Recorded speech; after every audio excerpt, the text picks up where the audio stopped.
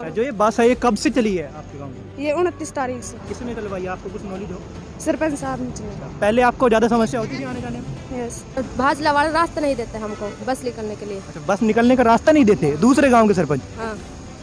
ये बस 3 साल से चल रही है आपकी सुविधा के लिए?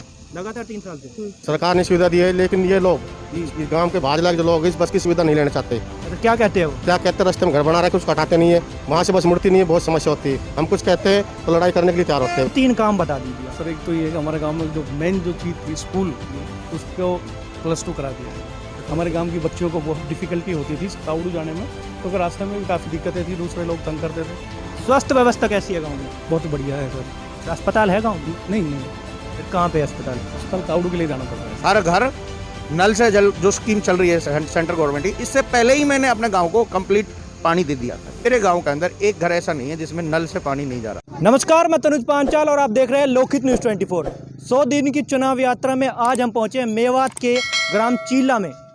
चीला के जो मौजूदा सरपंच है वो हमारे बीच में है, लेकिन उससे पहले मैं आपको बता दूं कि चीला के सरपंच जी ने यहाँ की जो पढ़ने वाली बच्चियाँ स्कूल की बच्चियों के लिए आने जाने की सुविधा ना होते हुए उनके लिए एक जो सरकारी बस है वो अलॉट करवाई है। चाहे वो विधायक से कह के कराई हो या अपने कोई बजट से कराई हो, उसको तो हम बाद में जानेंगे, लेकिन सबसे पहले जानेंगे इन बच्चियों के बारे में इसकी राय।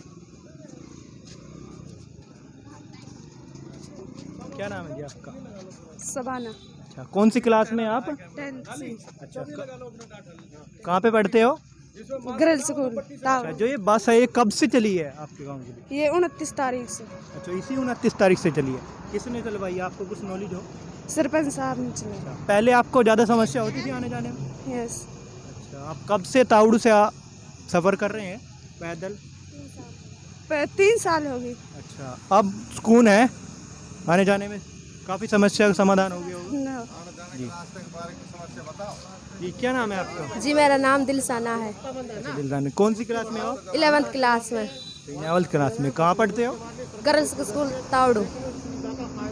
ये कब से सुविधा मिली आपको? ये 3 साल से मगर भाजला वाला रास्ता नहीं देते हमको बस निकलने के लिए। अच्छा, बस निकलने का रास्ता नहीं देते दूसरे गांव के सरपंच? हाँ। ये बस 3 साल से चल रही है आपकी सुविधा के लिए? लगातार 3 साल से। अच्छा, किसको श्रेय देंगे इसका? किसने चलवाई है आपके लिए? जी हमारे गांव के सरपंच ने।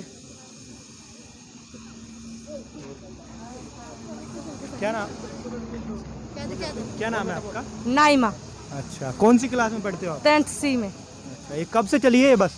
29 तारीख से। अच्छा, सुकून है आपको आने जाने में? अब तक प्रॉब्लम नहीं होती होगी? अब तो नहीं होते, नहीं पिछली बार तो खूब प्रॉब्लम होती है ना, तो ही भाजला के कारण भी नहीं देते, बहुत प्रॉब्लम अच्छा, करते। दूसरे गांव के सरपंच ही निकलने नहीं देते यस। सरपंच लोग? हाँ। अब देख सकते हैं मेवात में ऐसी ऐसी घटनाएं होती है, क्या तो बच्चियों को पढ़ाते नहीं है, लेकिन जो पढ़ती है उनके साथ अनेकों समस्याएं होती है। अब देख सकते हैं इस गांव में मतलब जो पड़ोसी गांव हैं उनके लोगों ने इनके लिए समस्या और पैदा कर दी है, लेकिन उसके बाद सरपंच जी ने ये जो सरकारी रोडवेज बस है इसकी सुविधा की है। आप चालक है? हाँ जी। हाँ जी। कब से चला रहे हैं यहाँ पे ये बस? नवंबर 29 से बस चली है जी। सरकार ने सुविधा दी है, लेकिन ये लोग इस गांव के भाजला के जो लोग इस बस की सुविधा नहीं लेना चाहते।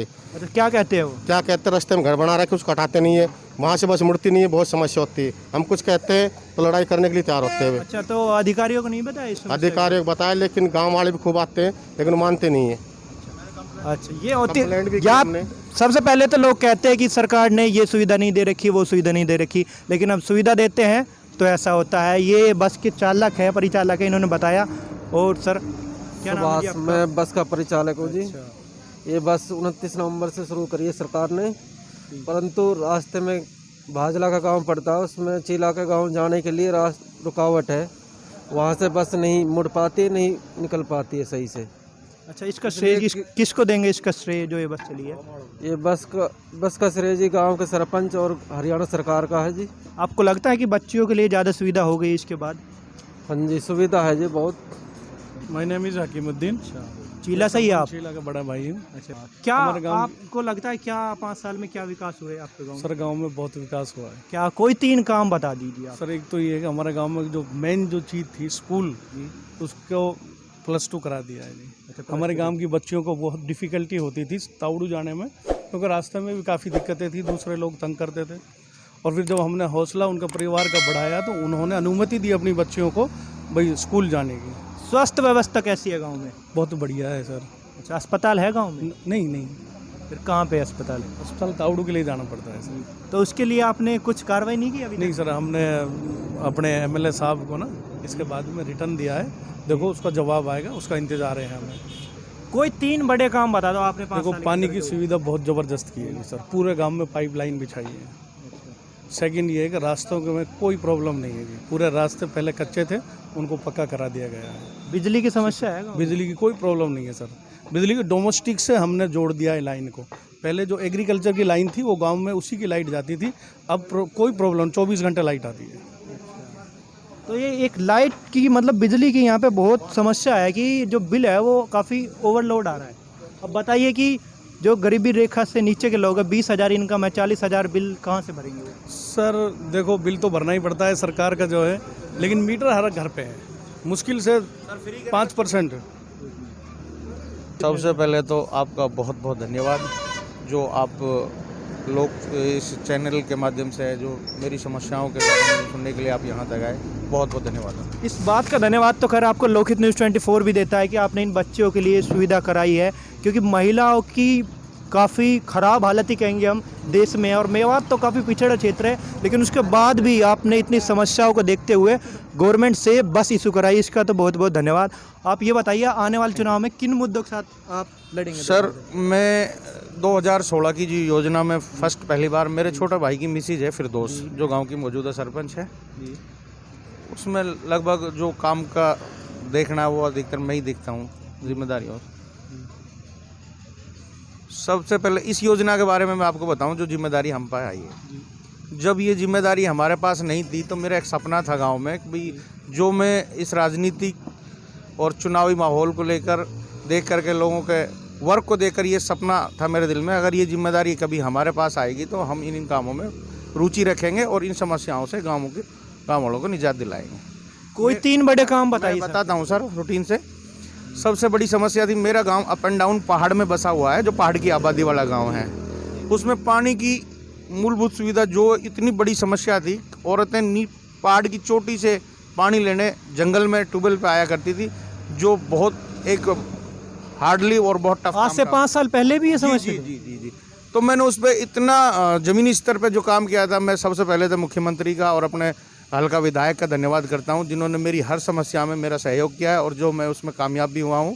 मैंने 100 अब तो हर घर नल से जल जो स्कीम चल रही है सेंट्रल गवर्नमेंट की, इससे पहले ही मैंने अपने गांव को कंप्लीट पानी दे दिया था, ठीक है, जिसमें मैंने तकरीबन 8 बोर तो समरसीबल कराए थे पब्लिक हेल्थ डिपार्टमेंट से, और उसके बाद जो गाँव में पाइपलाइन थी, हर घर में, मेरे गाँव के अंदर एक घर ऐसा नहीं है जिसमें नल से पानी नहीं जा रहा हो, इसमें हम पूरे सक्सेस हुए हैं। और मैं फिर एक बार धन्यवाद करूंगा हरियाणा गवर्नमेंट का, जिन्होंने हमारी समस्याओं में हमारा सहयोग किया, हमारा साथ दिया और हमें इतना बड़ा बजट दिया। अच्छा, आगे क्या क्या विकास के मुद्दे लेकर चलेंगे?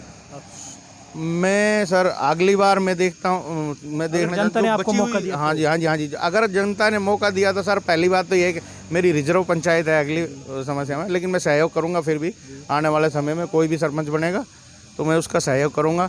मेरे गांव में एक तो स्वास्थ्य को लेकर के एक कोई प्राई हॉस्पिटल हो, जो जच्चा बच्चा जैसी अर्जेंट सुविधाओं के लिए जो हम उसको मुहैया करा सकें।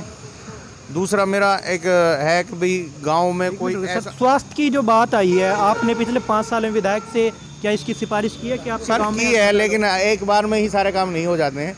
मैंने स्वास्थ्य को लेकर के जब बात रखी थी तो उन्हें मुझे एक मवेशी हॉस्पिटल का बजट दिया था, अब की बार सरपंच इसको कर देते हैं, फिर मौका मिलते ही फिर अगली बार हम इसको इस समस्या का समाधान भी करेंगे आपको। तो उन्होंने एक वेटरनिटी हॉस्पिटल हमारे गांव में बनवाया है।